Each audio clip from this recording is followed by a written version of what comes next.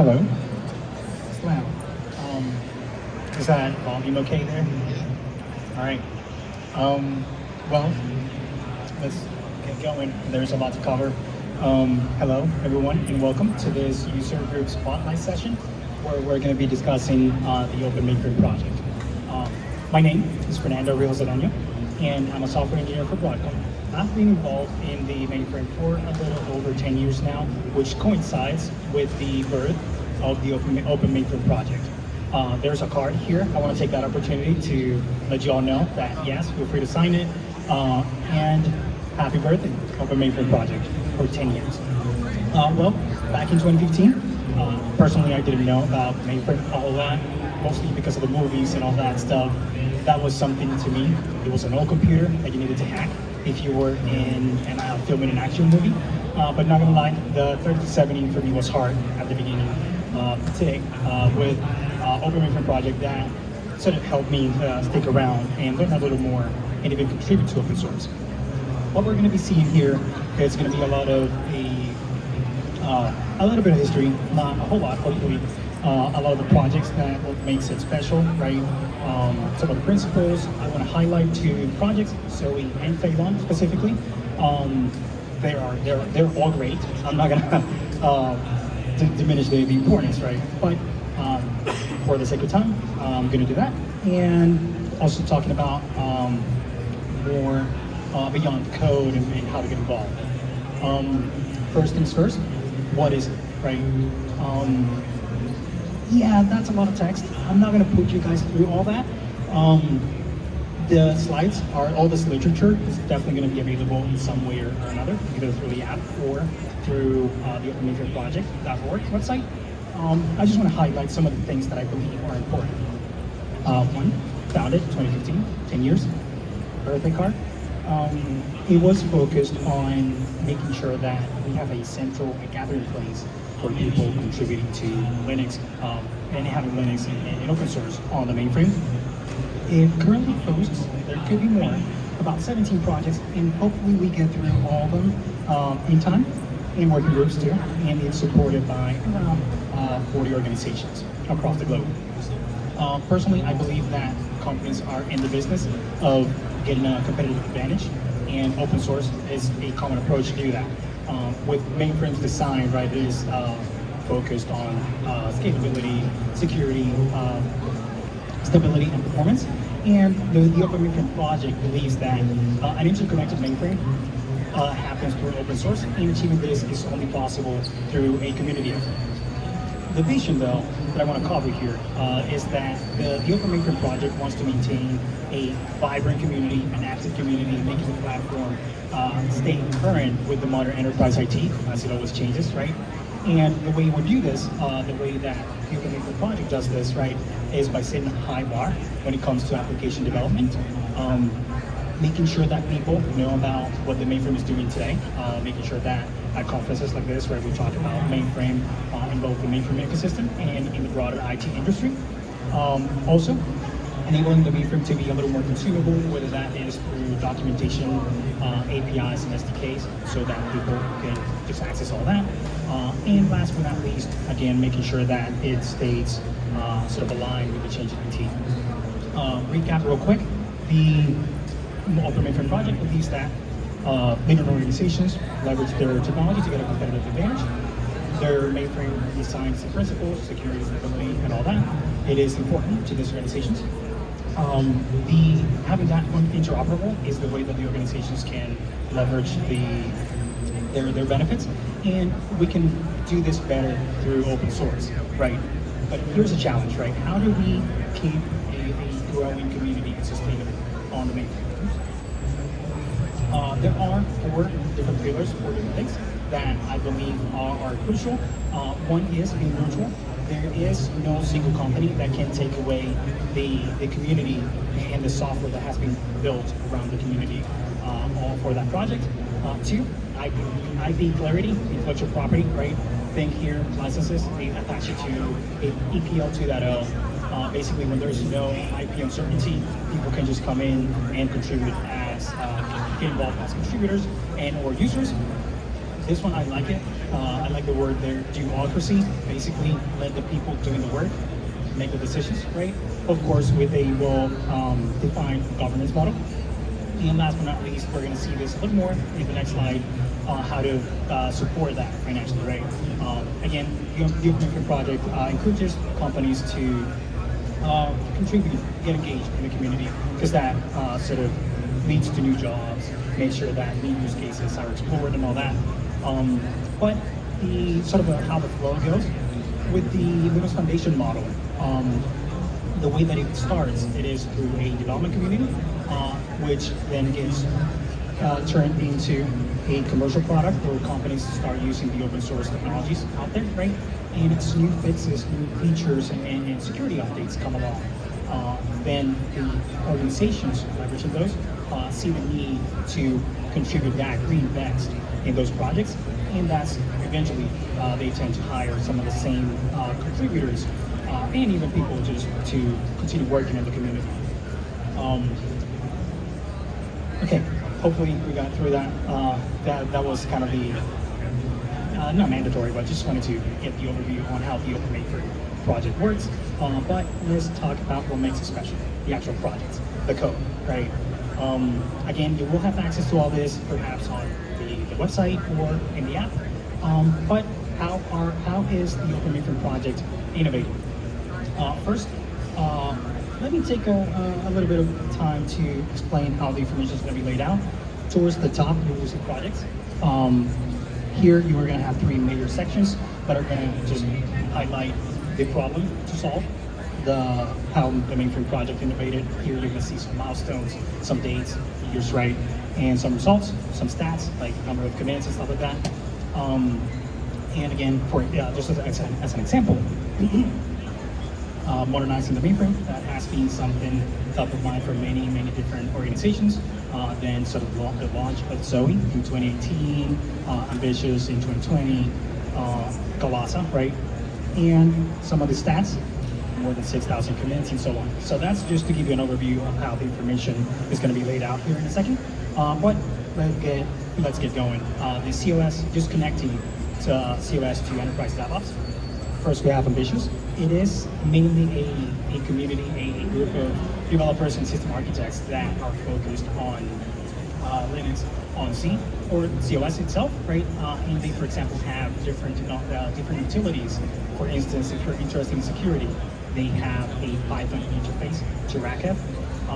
They also have the COS control block Explorer, just to navigate some COS data structures. Galasa. This thing here, test frameworks. If you are already in your CI/CD pipelines, you might be leveraging GitHub Actions, Jenkins, whatever. Galasa tests sort of allows you to be able to run all those same workflows that you already have, and without having to make too many modifications, because it provides a consolidated way to have all your test results in a single place, right? Also, you can run your tests from an IDE. Zoe, a lot of you probably know Zoe, but can I do a quick show of hands here? How many of you have heard at least the word Zoe thrown around? Okay. And how many of you have been using Zoe at your companies? Anyone using Zoe? Okay. Last but not least, how many of you are contributing to Zoe, right? Not many people there, right? There you go, one back there. That is kind of what we want to get to, right? We want to encourage more contributors, not just to Zoe, but Galasa and all the different projects. And in just a few words, it is sort of an integrated framework for development on COS. C Open Community. In this case, the thing that I personally think of this as is the Red Hat package manager for your advanced package tool, apt-get, right? It is similar to those because it makes they provide a C Open package manager that helps a lot with the consumption of this common tool that is available or has been ported on Mainframe. For example, I think even on our squads, we're considering porting an equivalent of JNI, the Java native interface, but to Python. I know Python C or C Python, there's many available. We're just thinking contributing that. Again, there are three major sections. We already saw some of this, modernizing mainframe, Colassa 2023, and the C Open Community 2024. Some of the stats. The important thing to highlight here is that we are getting new contributions from different vendors, Broadcom, Infinity, BMC, Infinite Software, and many others. CVM, how am I doing on time? 10 minutes left. CVM, that is very important as well, because that is in a lot of enterprises. Of course, Phaelon, right? If you don't know Phaelon, right, its main focus is to serve as a CVM cloud connector. It provides a lot of different SDKs, programmatic APIs, right, that people can leverage, and they just don't have to focus a lot on the integration layer, and they can focus on the value add for their customers, right? Went a little too far.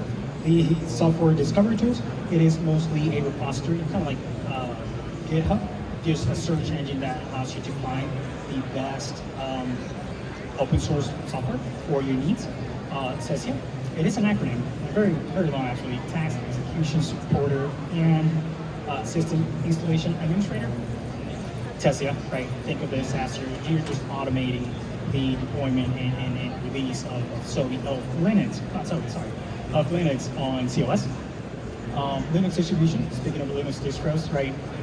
Think of this as the workgroup that supports a sort of healthy and maintainable environment around supporting, say, the different ports of S3390X on mainframe, right?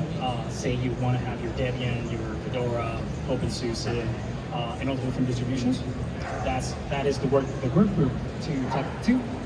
And CVM community tools, as the name implies, it is just a set of tooling for the community where they can interface and have access to say a couple of exec programs. For instance, you want to calculate the amount of density that you have available. There's a tool out there that can help you with that. In general, though, the CVM integration was always sort of a challenge because, say, companies want to use OpenStack and Terraform, right, to make sure that they're leveraging their infrastructure right properly. It was hard for CVMs, but now with Phaelon in between 2019 and 2021, all these developments have definitely helped make sure that we're continue to sort of evolve right in that space. And this sort of results in a more sustainable and maintainable sort of community that can help you get ports of S3390X on C or with your distributions of Linux. Again, Debian, Ubuntu, and we probably have a few people, I think, from Ubuntu, maybe, around here, definitely some experts. For, crucial open source. I don't know if many of you were yesterday on the CBT tape session. In short, it is one of the very early efforts, I think it was in the 70s, not even 75 maybe, where there was an effort to make sure that people had access to utilities like this, right? Geneva, ERS, was also sort of looking for contributions, and it was donated around 2020, I believe. And it is, think of this as reporting. It solves the problem of being able to make reports more efficiently, not having to go through the same sort of records over and over. And the modernization group, there was a challenge around mainframe modernization. That term in general was loosely defined. And yes, we need a working group to make sure that we're talking about the same thing when we go and ask people, yeah, are you modernizing your mainframe? What does that even mean, right? Yes, that would be the working group, modernization. Modernization working group, that would be the one that helps with that stuff. Again, around 2020, both projects on the left were contributed or joined the Open Mainframe Project, and the modernization work group launched in 2022. And right now, the two projects on the left are seeing some strong contributor base going forward. Next generation. Personally, I was honored to be a mentor for two different summers, maybe three. This is helpful, right? Because we're helping the next generation. We all understand that there's a gap of talent, right? There's a lot of talent that is sort of going away, retiring, and we want to make sure we bridge that gap.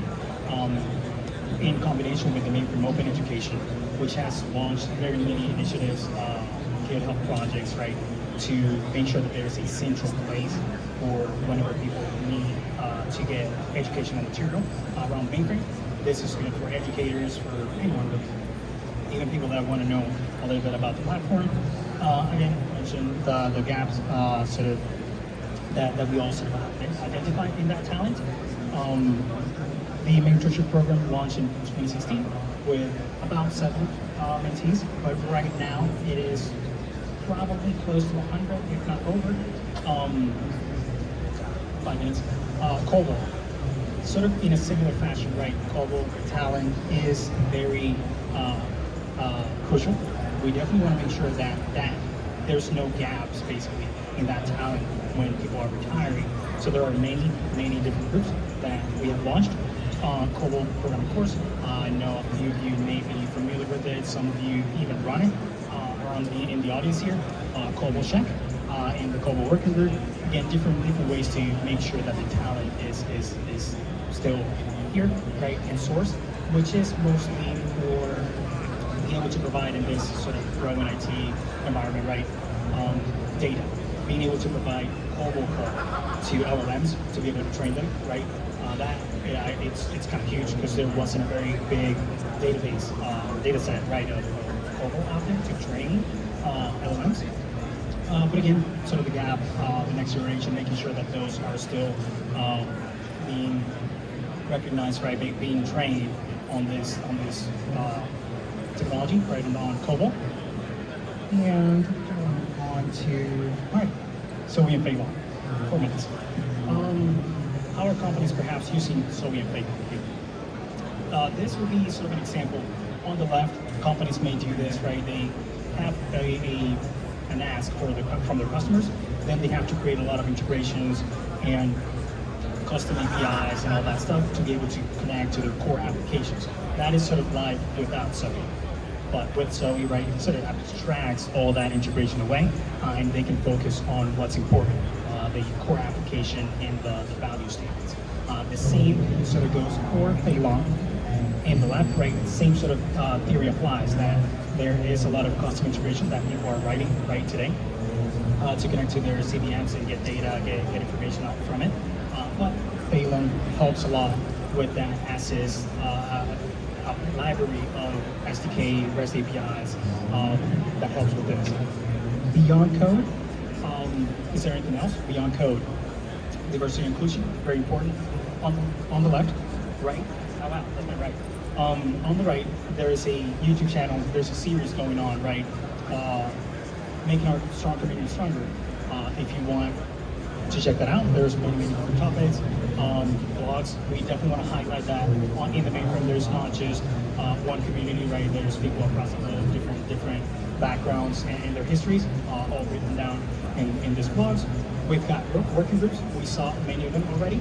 Mentorship, Mainframe Open Education, the COBOL working group, Linux distros, kind of my favorite, being able to have access to all those distros, right? Modernization, making sure that we're aligned in what it means to modernize the Mainframe. There's one, though, that we didn't see, which is the Open Telemetry on Mainframe SIG Special Interest Group.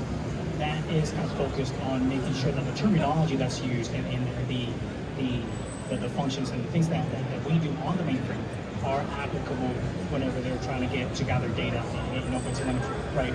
Think of this as making coding instrumentation, coding instructions for Mainframe specific languages like COBOL and PL1. Podcasts. I was featured in one of those too. Shameless plug there. I'm a mainframer. That's just a podcast that kind of features the career path of different mainframers, Mainframe Voices. That is a video series going on that features one question and tries to answer it from different perspectives, different mainframers, and Mainframe Coding, very important. Mainframe Coding, very important because it highlights the resilient and often unseen women in IT. IP policies, not going to go into a lot of detail here, but best practices, make sure you have your code reviews, your policies, your scanning, licensing, and whatnot. We Open Mainframe Project doesn't reinvent the wheel. We are leveraging a lot of the larger projects on the Linux Foundation, very well tested, OpenSSF, best practices badges. And this is an example of how our sub-projects create new communities. In this case, Zoe, it has a conformance program, both for the technology and the tools that are contributed to, and also a support provider program that sort of helps different vendors prove their competencies when it comes to supporting this. There are a ton of benefits. I'm not going to go into that this time. I'm out of time. How to get involved. Low-key, this is kind of cool, right? How do you get involved? You might be thinking that. There is many different ways to get involved. You can submit pull requests, definitely engage with the community. There's TSC, Technical Steering Committee meetings and mailing lists. Definitely feel free to get involved. If you want to learn more about the Open Mainframe Project, please go to this URLs. Again, the slides will be made available in some way or another. And yeah, that is all the time I have. Again, at a glance, how Open Mainframe Project is enabling innovation. And thank you all for your attention. Feel free to stay connected. My personal information, feel free to reach out. And thank you.